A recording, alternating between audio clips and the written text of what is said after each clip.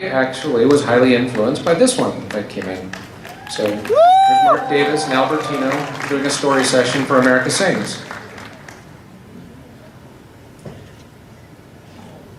I don't think anyone was able to do a static pose on paper and capture the sense of animation better than Mark. Yeah, and what's great is, I mean, you look at these drawings and the figures actually translated that well. You know, the way they were sculpted. You can see all the animation in these drawings. You know, you're going to see the scene in a minute, but you know, there's just as much animation in Mark's drawings. So this isn't slow motion.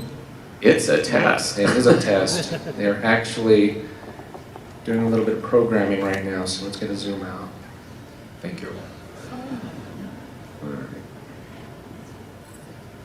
Okay, I can tell that Wathel, Rogers, and Jack Taylor have been told, act like you're doing animation right now. Because that isn't how you do it. No, but when we watched these things on TV, we were all impressed, you know, very impressed. So, yeah. And here we are inside the show, the finished show. This just impressed me so much as a kid. I wasn't thinking about the fact that that it was Tomorrowland and these, you know, these shows. I was. I know you mentioned this, and that didn't occur to me. For me, it was all of these figures, and they're all moving. And from a theatrical background, it was the coolest stage I had ever seen, with things able to rise lower, and the lighting was changing, and the way the scenes would transition. And it was the pixie dust that took you from one scene to the next is what blew me away, because you actually could not see anything while you were it was a fun reveal.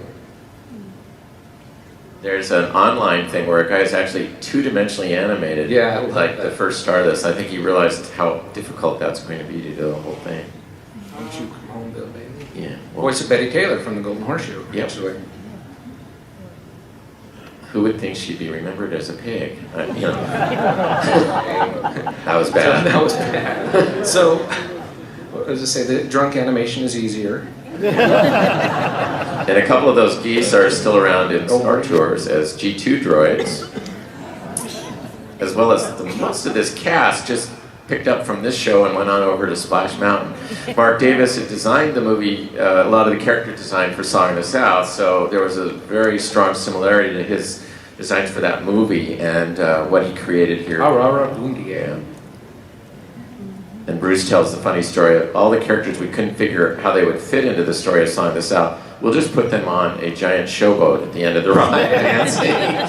That turns out to be the funnest moment because you've also survived the big dip.